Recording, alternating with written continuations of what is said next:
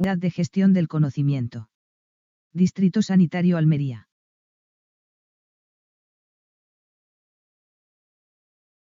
Unidad 2. Módulo 1. Curso sobre búsqueda bibliográfica y valoración crítica de la evidencia. De la pregunta a las palabras. Selección y manejo de términos de búsqueda.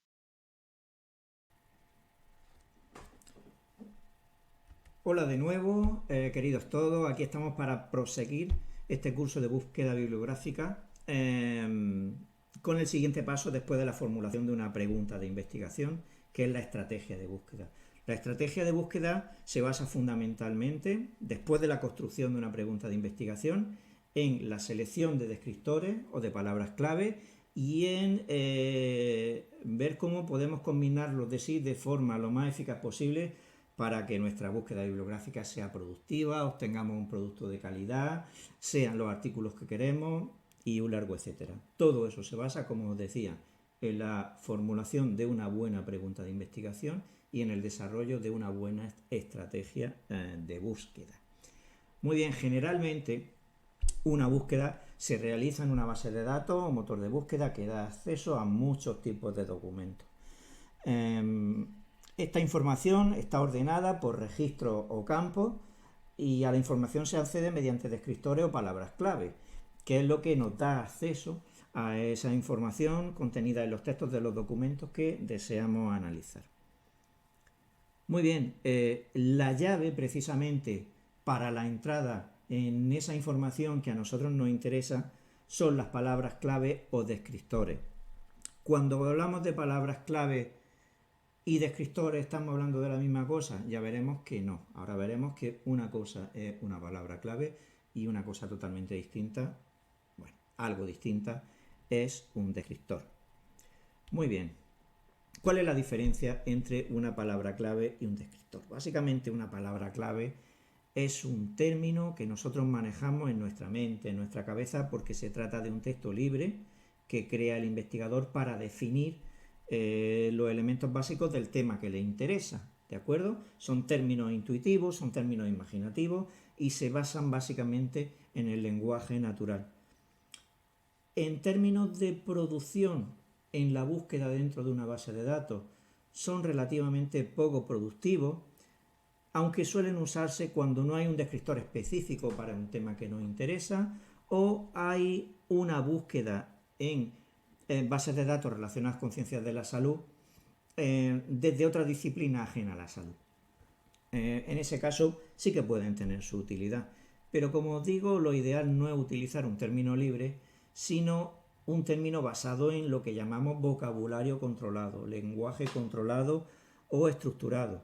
Los descriptores son términos que se han normalizado, que se han consensuado internacionalmente, que son bastante precisos en cuanto a la cantidad de información que devuelven dentro de las bases de datos y que están contenidos en unos diccionarios, vocabularios, llaméis, como los llaméis, se llaman tesauros, que es realmente el nombre que tiene un diccionario de descriptores.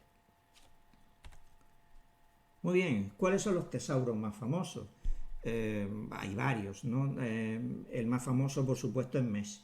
Mesh es el tesauro propiedad de Medline, que se puede consultar a través de PubMed y que es el tesauro más conocido y el que más se utiliza dentro de las ciencias de la salud.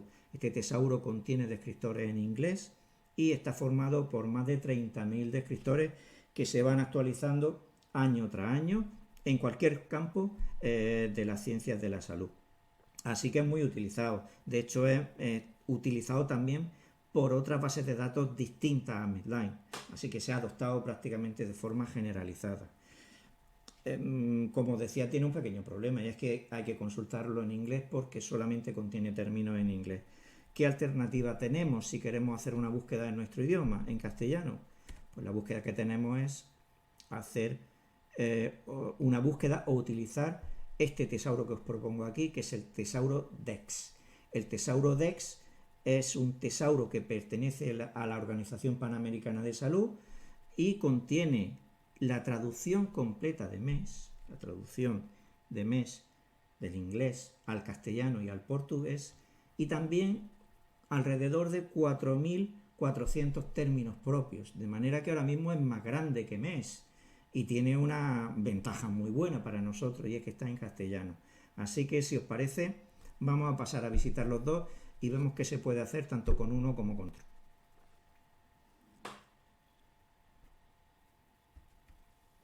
Hola, aquí me tenéis en esta esquinita de aquí abajo, no quiero taparos la pantalla, y vamos a empezar primero a manejar el Tesauro MES y vamos a ver dónde están sus descriptores y cómo se utiliza.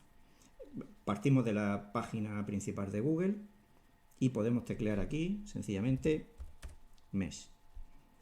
Google ya sabe dónde nos tiene que enviar.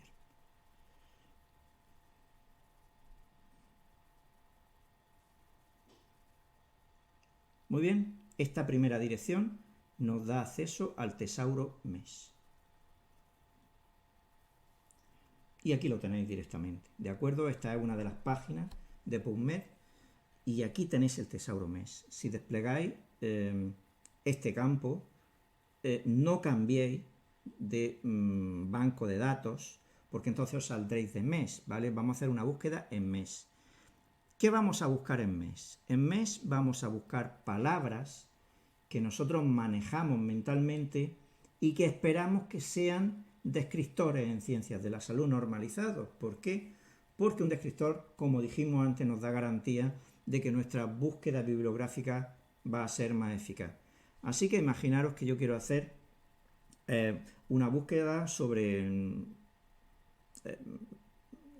úlceras por presión, por ejemplo. De manera que si yo tecleo pressure ulcer, fijaros que aquí tengo úlceras por presión. ¿Y qué información me ofrece PubMed, en este caso el Tesauro MES, sobre úlceras por presión? Pues lo primero que hace es decirme que efectivamente es un descriptor. Eso es lo primero que hace. Segundo, me da una definición para situarme también un poco. Y tercero, y muy importante, ¿qué hace? Me dice cuáles son sus sinónimos. Estos sinónimos que tenemos aquí, o términos muy análogos, son también descriptores del Tesauro MES, de manera que yo debería tendría la oportunidad de utilizar cualquiera de ellos para hacer mi búsqueda bibliográfica. Es así de sencillo, solamente tiene un problema, es que funciona solamente en inglés. ¿De acuerdo? Así que vamos a ver cuál es la alternativa que tenemos a través de DEX. Volvemos a la página de Google.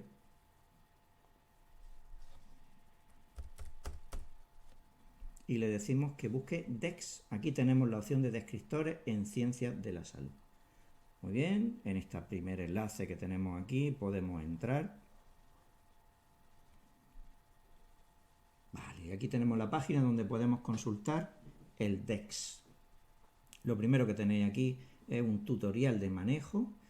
Fijaros que a veces cuando entráis desde Google se os puede abrir la página en español o no, puede abrirse en inglés o se puede abrir en portugués, pero es muy sencillo. Aquí hay este convertidor de idioma que podréis utilizar para poner la página en la lengua que vosotros queráis. Muy bien, vamos a hacer una consulta en el desk y la vamos a hacer en castellano, ¿de acuerdo? Así que en este campo yo puedo teclear, por ejemplo, úlcera por presión, le doy a consultar y me dice que efectivamente úlcera por presión es un descriptor DESC, ¿vale? No se trata de un término libre, no se trata de lenguaje natural, se trata de un término normalizado y consensuado. Me da más información todavía, me dice que efectivamente lo es, pero además me da su traducción al inglés, de manera que ya no tengo que estar yo haciendo traducciones libres con diccionario en mano para intentar perpetrar cualquier locura y a saber qué resultados tengo luego en una revisión bibliográfica. También lo hace en portugués, lógicamente, porque el tercer idioma de manejo de esta herramienta también te da una definición y también te ofrece términos análogos que vosotros podéis utilizar para extender vuestra búsqueda. Así que condición indispensable antes de empezar a desarrollar una búsqueda bibliográfica es pasar vuestras ideas, vuestras palabras clave, vuestros términos mentales de búsqueda por un tesauro para ver si realmente son descriptores o no son descriptores para poder utilizarlo. Muy bien, vuelvo a mi tamaño natural para explicaros cómo combinar estos descriptores que ya hemos rescatado de los tesauros, de Mesh y de Desk. Estos descriptores se combinan con lo que llamamos operadores booleanos. Los operadores booleanos nos permiten hacer combinaciones con distintos resultados para, en unos casos, limitar más la búsqueda, pulirla más, hacerla más fina, refinarla más, o, por el contrario, extenderla más. Bien, y se manejan estos tres operadores booleanos. Los operadores booleanos se llaman así porque se basan en el álgebra de un matemático que se llamaba Boole. Así que por eso se llaman operadores booleanos. En fin, creo que tiene algo que ver con el cálculo de probabilidades o algo así. En fin, no me enrollo y seguimos. Bien, como os decía, tres tipos de operadores booleanos, tres operadores booleanos. El primero es y o and, ¿de acuerdo? Que representa una intersección. Lo que hace es combinar dos operadores de manera que el primero se combine con el segundo en la misma búsqueda, ¿de acuerdo?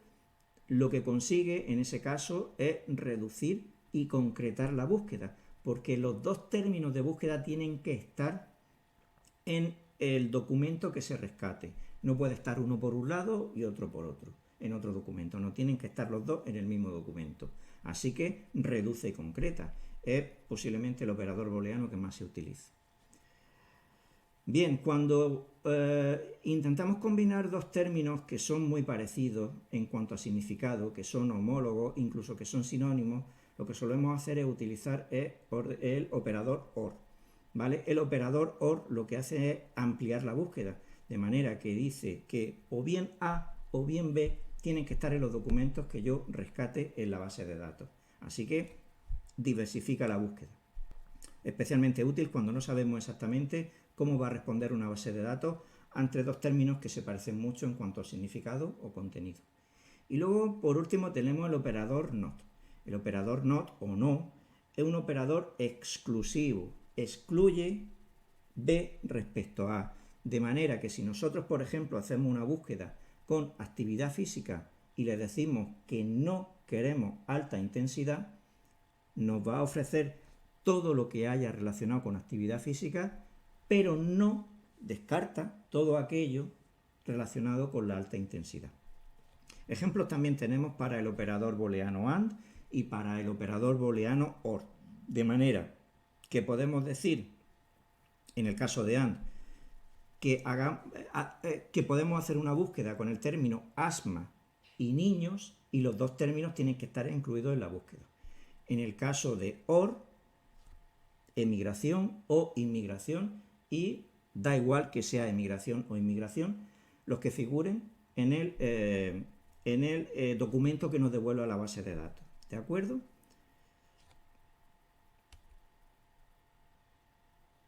Bien, las palabras clave de donde se extraen, los descriptores de donde se extraen, lógicamente se extraen de los términos que componen una pregunta de investigación de esta forma. Os voy a poner algunos ejemplos.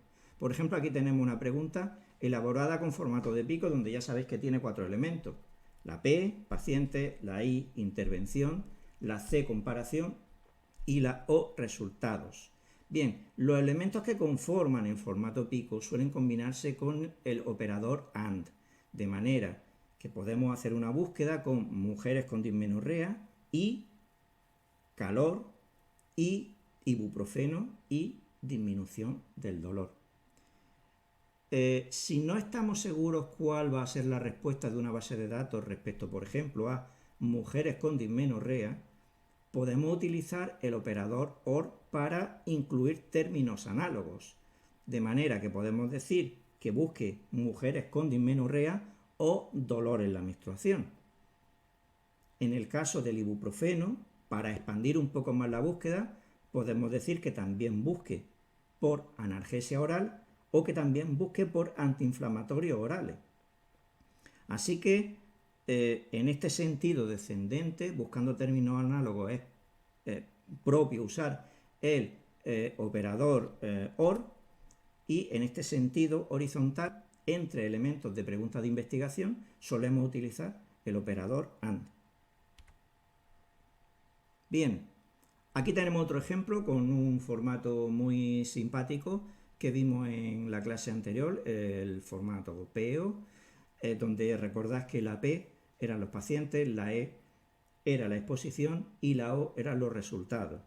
¿De acuerdo? De manera que, de manera horizontal, ancianos en este caso, y cansancio del cuidador y malnutrición, se pueden combinar de esta forma. También se podría combinar paciente geriátrico y sobrecarga del cuidador y desnutrición, o incluirlo todo junto, de manera que le podemos decir a la base de datos que nos busque ancianos o paciente geriátrico y cansancio del cuidador o sobrecarga del cuidador y malnutrición o desnutrición o estado nutricional. De manera que refinamos tremendamente la búsqueda en una sola sesión de búsqueda. Por cierto, esta pregunta se contesta con esta investigación de aquí, relación de la sobrecarga del cuidador y el estado nutricional y el estado funcional con malnutrición en geriatría. Parece haber una relación bastante directa entre cuidadores cansados y malnutrición en ancianos cuidados. Muy bien, fijaros por ejemplo lo que ha pasado aquí, ¿no? Y es que hemos iniciado una búsqueda con estos términos: fractura vertebral o fractura por compresión vertebral. Esta búsqueda tan sencilla nos devuelve 16.023 resultados.